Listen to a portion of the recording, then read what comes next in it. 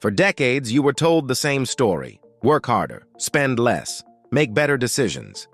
And somewhere along the way, maybe in your 20s, maybe in your 30s, maybe even last week, you looked at your financial life and asked yourself the question that nobody around you seemed willing to ask out loud. If I know what I'm supposed to do, why haven't I done it? That question is not a sign of laziness. It is not a confession of weakness. It is actually the most intelligent financial question you have ever asked, because it is pointing directly at the real problem. And the real problem has nothing to do with your income, your education, or the economy. The real problem is a psychological loop, a silent, invisible mechanism that has been running your relationship with money from the background of your life, likely since before you were old enough to earn any. I call it the broke identity loop. And in the next 14 minutes, I am going to show you its exact architecture, where it was built, how it speaks, what keeps it alive, and precisely how you begin to dismantle it. This is not a motivational video. It is not a list of tips. It is a surgical examination of the one thing that every financial book, every savings challenge, and every inspirational quote has been quietly stepping around. Stay with me, because once you see this loop, truly see it, you will never be able to unsee it. And that is where everything changes. The broke identity loop does not begin in adulthood. It does not begin with a bad investment or a missed opportunity. It begins in the years before you had any money at all. And that is what makes it so difficult to detect. Long before you had a bank account, your brain was already constructing a financial blueprint. It was absorbing the energy in the room when bills were discussed. It was recording whether money was spoken about with anxiety, with silence, with shame, or simply never mentioned at all. And silence, it turns out, is its own form of instruction. The conclusions your young mind drew, that money is difficult to hold, that wealthy people live in a different category of human, that financial comfort is something that happens to other families, did not stay in childhood. They migrated. They became the interior voice that still speaks to you today. The voice that tightens your chest when you check your account balance. The voice that flinches when someone talks about investing. The voice that says, in a tone so familiar it feels like common sense, "This is not for people like us." The neuroscience here is not speculative. The brain's reticular activating system, the filter through which we interpret all incoming experience, is calibrated in our earliest years, not through logic, but through emotion. Through repetition, through what felt safe and what felt dangerous. If financial scarcity was the emotional baseline of your early world, your brain did not simply observe that. It accepted it as the definition of normal, and normal, to the human brain, is worth protecting. That is where the loop was born. That is where it has been living ever since. The broke identity loop does not announce itself. It is far too sophisticated for that. It speaks in voices that sound reasonable, voices that, in another context, might even pass for wisdom. But once you learn to identify them, you will hear them everywhere. The first voice is avoidance. It tells you that checking your bank account will only cause anxiety, so why put yourself through that today? It tells you that budgeting is a tool for people who are already in control, not for people who are trying to dig out. It says, wait until things stabilize before you try to build anything. But avoidance is not protection. Every time you look away from your financial reality, you are giving the loop another revolution. You are not resting. You are feeding it. The second voice is justification. This is the voice that has a sophisticated, almost intellectual explanation for why your situation is uniquely impossible. The economy, the system, the timing, the inheritance you didn't receive. And I want to be careful here, because many of those forces are real, and I do not dismiss them. But justification becomes a trap the exact moment it stops describing your circumstances and starts defining your identity. There is a critical difference between observing that the system is stacked against certain people and concluding that you specifically cannot move. The third voice, and this is the most dangerous one, is reward collapse. It is the voice that says you deserve this, the purchase, the escape, the small luxury, because your life is genuinely hard. And it may be right. Your life may be genuinely hard. But reward collapse is the moment your nervous system substitutes short-term emotional relief for long-term financial security and calls that trade self-care. It is the loop disguised as kindness, and it will cost you years. Now I want to stop here, because this is the moment most financial channels rush past, and it is the moment that matters most. I need you to be honest with yourself right now. Not with me. With yourself. Which of those three voices do you live with? Is it avoidance? The quiet strategy of simply not looking, not planning, not confronting? Because somewhere inside you have decided that the distance between where you are and where you need to be is too painful to measure. Is it justification? That sophisticated, almost comfortable habit of assembling every external reason your financial life is what it is, while the calendar keeps moving and the accounts stay exactly where they were? Or is it reward collapse? That pattern where every accumulation of financial pressure eventually produces a release valve, a purchase, a decision that feels earned in the moment and leaves regret in the morning. Here is what I want you to do, and I mean this with complete sincerity. I want you to pause this video right now, truly pause it, and in the comments below, I want you to type the number. Type 1 for avoidance, type 2 for justification, type 3 for reward collapse, or type all three, because for many people who are watching this, the loop has multiple entry points. And I want you to know something before you type your answer. There is no shame here, none. Shame is not a diagnostic tool, it is a weapon, and it is a weapon the loop uses against you. The purpose of naming your voice is not to condemn it, it is to locate it, because you cannot dismantle a mechanism you have not yet identified. Name it, own it, that is step 1. Now that we have named the voices, we need to understand what sustains them. The broke identity loop does not survive on habit alone. It is held up by 3 structural pillars, and if you do not address them directly, every behavioral change you attempt to make will eventually be pulled back into the architecture that preceded it. The first pillar is identity debt. This is the psychological gap between who you currently believe yourself to be financially and who you would need to become to live differently. When that gap is too large, the human mind does not respond with motivation. It responds with resistance. Because the brain's primary directive is not achievement, it is survival. And to the nervous system, change registers as threat. This means that when you try to build wealth while carrying a broke identity, you are not just changing your habits. You are asking your entire nervous system to stand down from a protection pattern it has been running for decades. The second pillar is social anchoring. We are tribal by design. The people closest to us function as a mirror, and if your family, your friends, your community share a collective relationship with financial struggle, departing from that shared reality triggers something that functions like grief. Not everyone abandons those relationships, but almost everyone unconsciously shrinks their financial ambitions to remain within the gravitational pull of the people they love. This is not weakness, it is biology, but it must be seen for what it is. The third pillar is narrative inertia. It is the story you have been telling yourself about money, its history in your life, its trajectory, its ceiling. And stories, told long enough, stop feeling like stories. They feel like facts. The loop cannot survive without this pillar, which means the loop cannot survive once we change the narrative. Let me tell you about a man I will call Marcus. Not because his story is remarkable, but because it is achingly ordinary. And ordinary is exactly the point. Marcus was 46 years old. He had a steady job, a family he would do anything for, and a financial situation that had been quietly pressing against him for 20 years.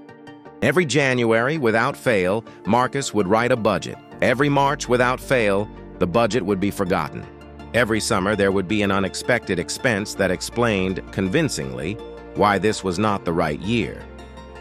And every December, Marcus would look at the number in his account and feel something that went beyond disappointment, something closer to inevitability. As if his financial life had already written its own ending, and he was simply living out the chapters. What Marcus had was not a discipline problem. It was not a spending problem. It was not an income problem. Marcus had a story.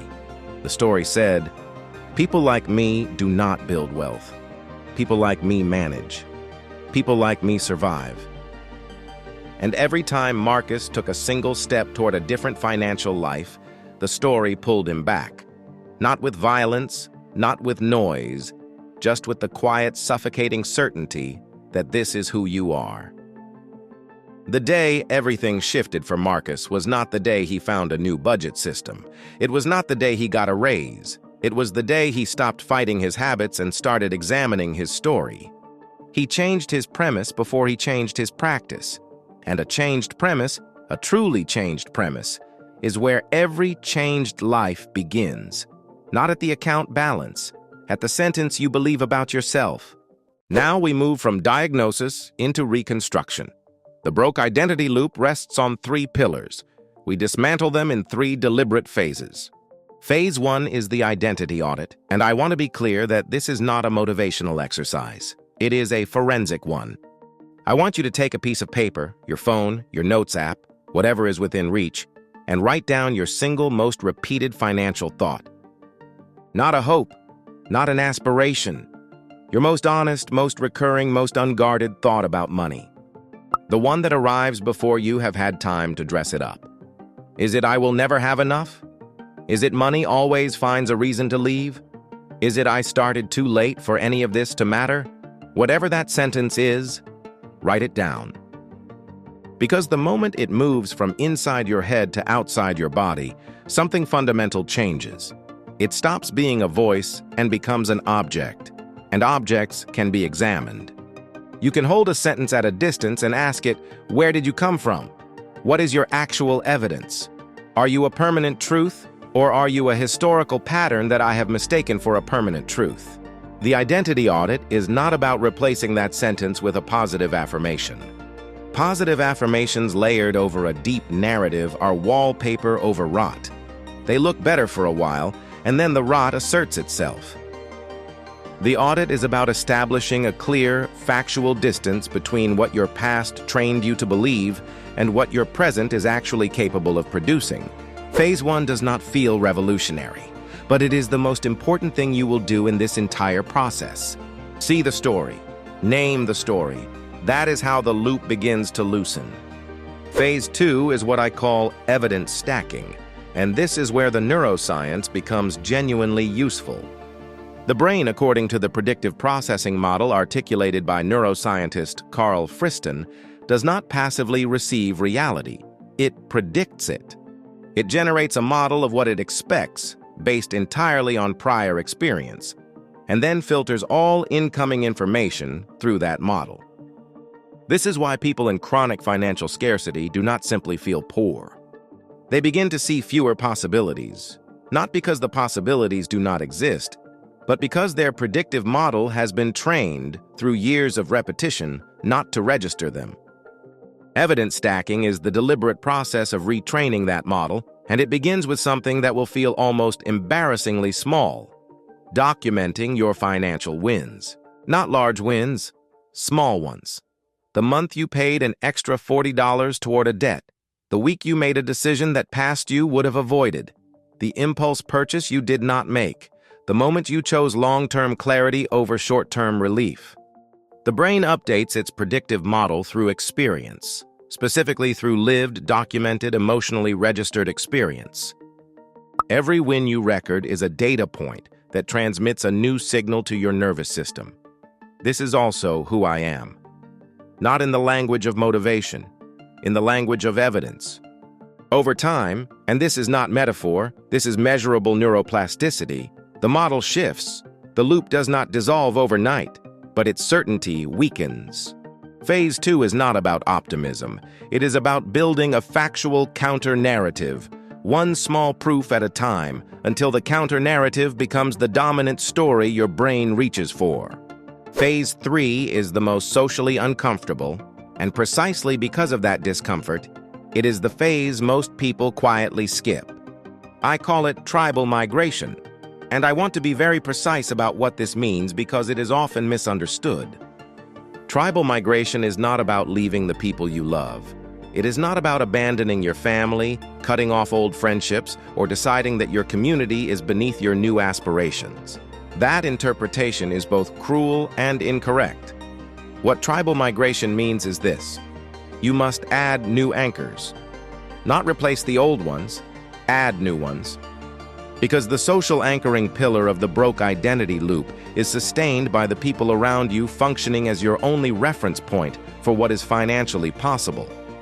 When everyone in your immediate world has a complicated, painful, or defeated relationship with money, your brain begins to treat that as the boundary of reality, not just their reality, but yours. Tribal migration disrupts that by expanding your reference pool. This can look like a book written by someone who built genuine wealth from a starting point similar to yours. It can look like a YouTube channel, perhaps one you are already watching, that demonstrates what is achievable by ordinary people with regular incomes and serious intent. It can look like a community, online or in person, composed of people who are one chapter ahead of where you currently are. The brain does not migrate by subtraction. It migrates by addition. You do not stop believing the old story through willpower. You crowd it out methodically, consistently, patiently, until the new story has more voices, more evidence, and more emotional weight than the one you inherited. I want to pause here for a moment, and I want to say something that I mean with complete sincerity. If you are still here, still watching at this point in the video, I need you to understand what that means about you. Most people who encounter content like this will leave at the first moment of genuine discomfort, because discomfort is precisely what the broke identity loop is engineered to protect you from. The fact that you stayed, that you have been here through the diagnosis, through the pillars, through the phases, is itself evidence against the loop's central argument. The loop says, you are not the kind of person who does this work, and you are right here, doing this work. That is not a small thing. Now, if this framework has landed for you, if the broke identity loop has named something that you have been carrying without a name, I want to ask you for one specific thing. Share this video with one person in your life who you know is inside this loop and does not yet have the language for it. Not for the views, not for the algorithm. Because the most powerful thing you can do for someone you genuinely love is hand them a framework that makes them feel less alone in a struggle they have been interpreting as personal failure.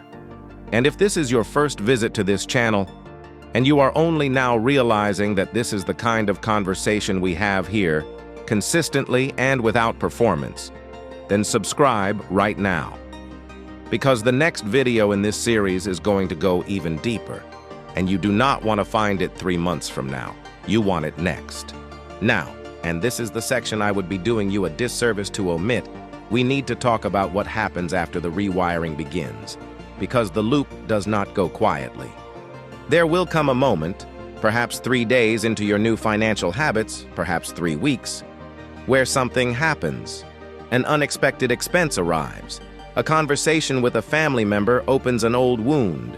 A moment of genuine exhaustion lowers your guard. And in that moment, the loop will return. Not with drama, not with argument, with something far more seductive: familiarity. It will feel like coming home. It will feel like relief. It will feel like, this is just who I am, and I was foolish to think otherwise. I call this the relapse window, and I want to be absolutely precise about when it opens. It does not open when you are failing. It opens when you are succeeding, when the success itself begins to feel threatening to the identity you have been carrying. This is the moment most people interpret as final proof that change is impossible for them. It is not. It is proof that the change is real enough to trigger the loop's defense mechanism. The loop is not attacking you. It is protecting a version of you that no longer serves you. The protocol for navigating the relapse window is recognition. not resistance. When the loop returns, you do not fight it. You name it. You say, out loud if necessary, "This is the loop. This is a pattern, not a fact." And then you return without self-judgment, without drama, to your evidence stack, to your one small next action. Every time you navigate the relapse window, it narrows. This is not a metaphor. It is neurology. Here is what I need you to hold as you leave this video. You were not broken. You were looped. And there is a profound, life-altering difference between those two things. Broken implies a verdict. Looped implies a mechanism. And mechanisms can be understood, and mechanisms can be changed. Every financial struggle you have carried into your 40s was not evidence of your inadequacy. It was evidence of a pattern that was installed before you had the awareness to examine it. You have that awareness now. You have the language. You have the 3 pillars and the 3 phases. The only question that remains is not whether you are capable of a different financial life. You are. The question is whether you will choose, today, not someday, to begin. That choice has always been yours. It still is. Before you leave, I want to hear from you. Tell me in the comments which of the 3 pillars has had the strongest hold on your life. Identity debt, social anchoring, narrative inertia. There are no wrong answers here. There is only the honesty that the loop has been working very hard to keep you away from. If this video gave you something real today, a name, a framework, a moment of recognition, then the next video in this series is already waiting for you. Leave your questions in the comments below. I read everyone. Take care of yourself, and I'll see you in the next video.